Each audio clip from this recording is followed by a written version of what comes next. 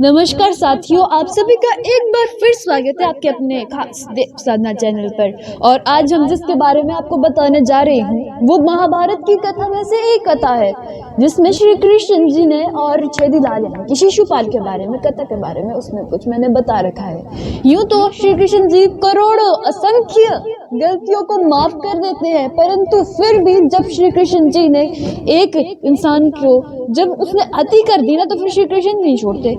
और जब अति का तो कोई भी मतलब लास्ट है ही नहीं, जब अति हो जाती है ना फिर तो कुछ भी हो ही जाता है। परंतु इसमें मैं आपको ऐसी कथा ही सुनाने जा रही हूँ श्री कृष्ण जी की कि वह एक समय ऐसा था जब श्री कृष्ण जी को बहुत ज्यादा क्रोध आया था और उन्होंने भरी सभा में एक राजा का गला काटा था। और वो क्यों, मैं आपको पूरा संपूर्ण कथा में मैंने आपको बताया है अभी इसी वक्त। आप मेरे साथ सुनिए इस बात में कथा को। श्री कृष्ण जी मनोहर बहुत ही चंचल और बहुत ही हंसमुख है, और उन्हें राधा जी के यानी कि राधा जी के प्रेम और दोस्ती के बारे में भी बहुत कुछ हमें जानने को और सीखने को मिलता है। लेकिन इस कथा में मैं आपको सिर्फ और सिर्फ श्री कृष्ण जी ने किसका वध किया इसके बारे में आपको मैं बताने जा रही हूँ। तो ये थी कथा, चलिए। महाभारत की कहानी। भरी सभा में श्री कृष्ण ने एक राजा का सिर धड़ से कर दिया अलग। जब श्री कृष्ण ने पांडवों की सभा में छेदी राजा शिशुपाल का सर एक झटके में कर दिया अलग। इस वध की कहानी शिशुपाल के जन्म से ही लिख दी गई थी। महाभारत काल में श्री कृष्ण ने अनेक असुरों और भ्रष्ट लोगों का वध किया। इसमें से एक राजा शिशुपाल। एक बार पांडवों और कौरवों से सभी भारी सभा में शिशुपाल ने श्री कृष्ण की योग्यता पर सवाल उठाए।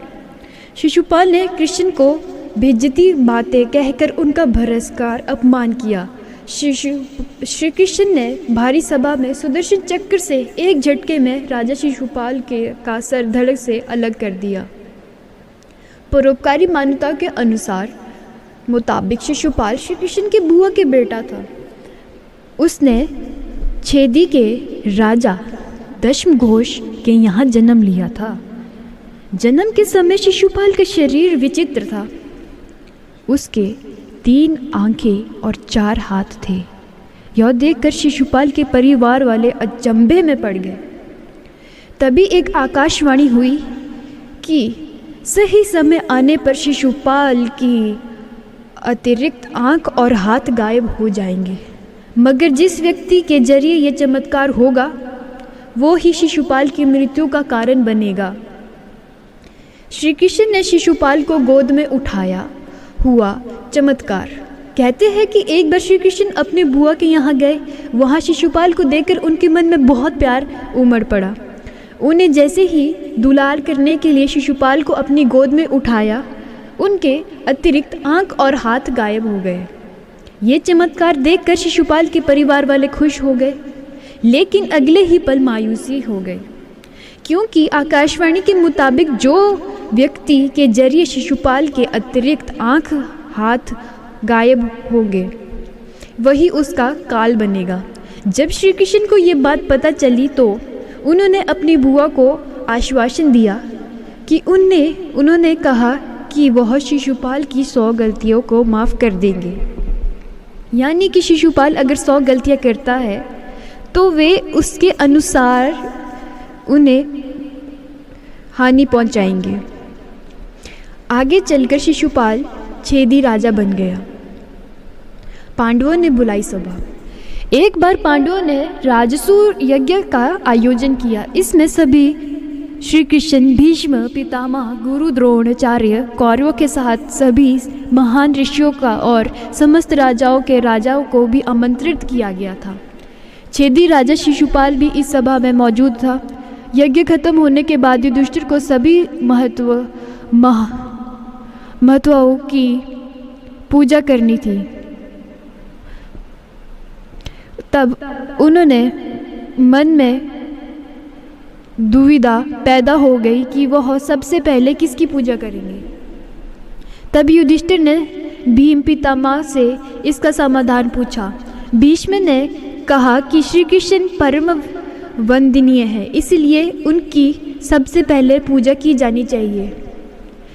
जैसे ही युधिष्ठिर श्री कृष्ण की पूजा करने के लिए आगे बढ़े, शिशुपाल अपनी जगह से उठ खड़ा हुआ। शिशुपाल ने कृष्ण की पहले पूजा करने पर सवाल उठाया। युधिष्ठिर ने कहा कि भीष्म पितामह की आज्ञा से उन्होंने कृष्ण की पूजा करने का सफल फैसला लिया है। शिशुपाल, उन्हें रोकने वाला कौन होता है?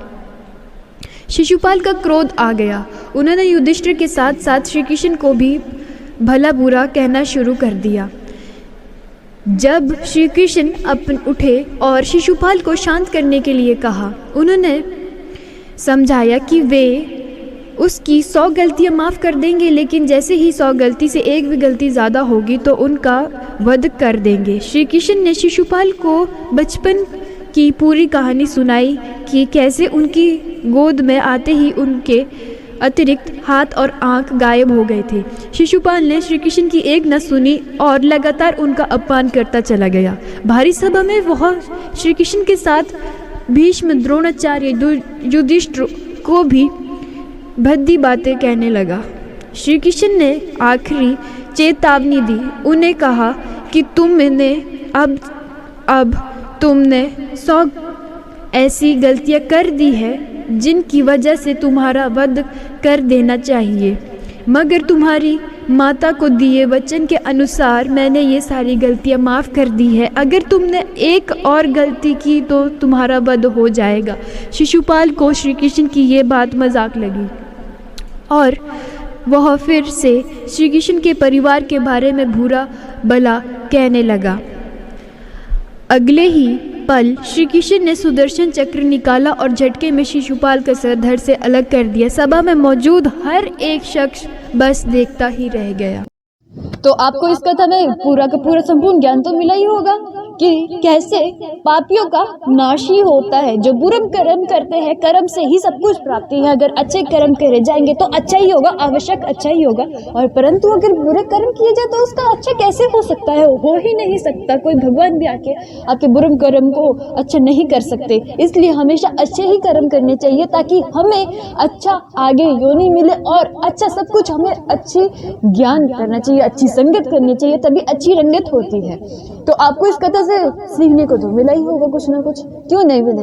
आखिर भगवान श्री कृष्ण जी की जो कथा थी तो मिलेगा तो क्यों नहीं। तो आइए आप मेरे साथ बोलिए राधे राधे। और इसी कथा को, अगर आपको ऐसी कथाएं बहुत सारी आगे सुननी है मेरे साथ, तो आप देव साधना चैनल को सब्सक्राइब कर दीजिए, बेल आइकन को प्रेस कर दीजिए और कमेंट सेक्शन में जय श्री कृष्णा और जय श्री राधे लिखना बिल्कुल बनता है। और आप मेरे फेसबुक हैंडल यानी शानवी शर्मा के पेज को भी लाइक शेयर कर सकते हो और Instagram ID handle Sharma Shanvi के नाम से वहाँ पर है। आपको वहाँ पे भी बहुत सारी ऐसी ही रोचक परोपकारी कथाएं सुनने को मिलेगी। धन्यवाद।